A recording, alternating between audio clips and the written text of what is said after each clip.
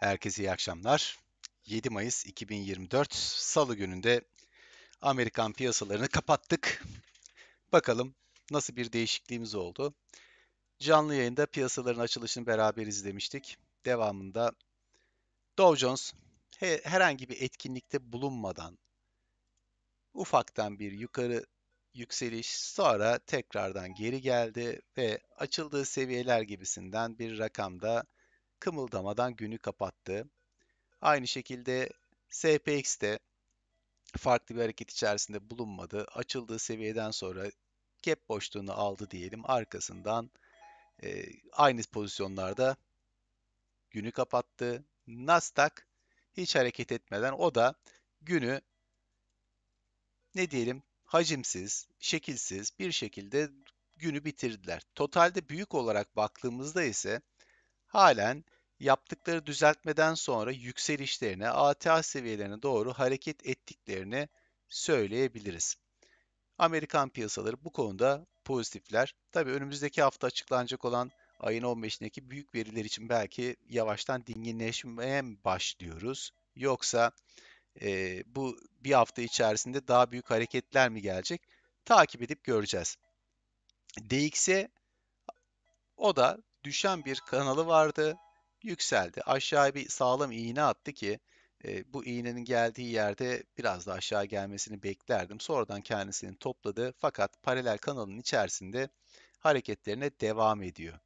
Bitcoin ne yaptı? Bitcoin biliyorsunuz bir düşen yapımız vardı. Bu düşen yapı içerisinde 2 gündür hareket ediyor fakat hacim istediği hacmi yakalayamadığı için Bitcoin'de bu düşenini kırma eylemini maalesef henüz gerçekleştiremedi.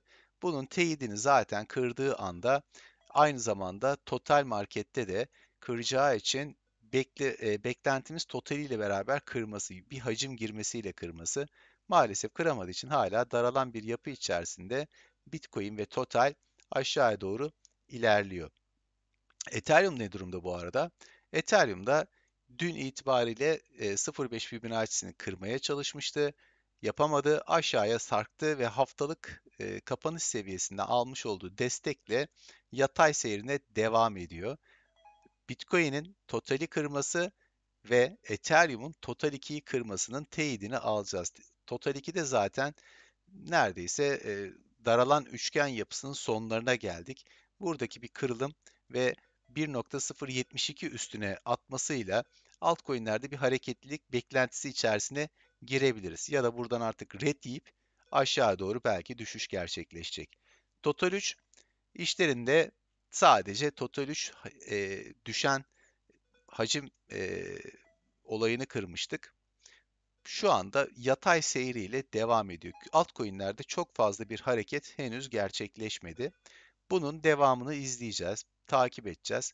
Umarız Total ve Total 2'deki kırılımlarla beraber Total 3'e girecek ekstra hacimle birlikte altcoin'lerde bir ne diyelim yükseliş beklentisi içerisinde hala devam ediyoruz. Ya da acaba buradan aşağıya tekrar üst banttan geri dönüş yapıp alt banta doğru bir hareket mi sergileyeceğiz? Çünkü 12 saatlik spotta da baktığımızda gördüğünüz gibi bakın 3 tane mumumuzda yaklaşık olarak 2000 dolar 64.400 ile 62.800 arasında bir rakam içerisinde Bitcoin yukarı aşağı yukarı aşağı yapıyor ki son 2 tane mum şu an itibariyle bugün 3'te kapattığımız mum ve şu anki mumumuz bir boğa çekici izleniminde. Burayı kırarsa bir aşağıya gideceğim havasında. Fakat orayı da kırmıyor. Aşağı doğru sarktıkça aşağıdan alımlar gerçekleşiyor. Bunu da balinalarımızdan takip ediyoruz. Biraz önce burayı uzun zamandır görmediğim şekilde ilk kez 40.16'da görmüştüm. Sayfayı bir daha bir güncelleyelim. 84'ümüz sabit. Direkt 40.16'ya kadar yükseldik. Yani buradan bir balina alımı, ufak ufak bir hareketler başladı izlenimini gösteriyor. Takip ediyoruz, izliyoruz. Bakalım ilerleyen süreçlerimizde bizi nerelere kadar götürecekler. Gün içerisinde Solano hani altcoin'lerden şöyle bakacak olursak ilk başlarda bir yükseliş içerisindeydi. Fakat buradaki bir önceki tepesini geçemediği için oradan ufak bir ret yedi ve aşağı doğru salındı. Şu anda tekrar Fibonacci 0.5'in altında akümüle oluyor diyelim. Onun dışında şöyle izlediğimizde, baktığımızda ekstrem böyle hareket içerisinde olan Chiliz'de birazcık hareket var. Başka da şu anda Render gün içerisinde yükselmişti.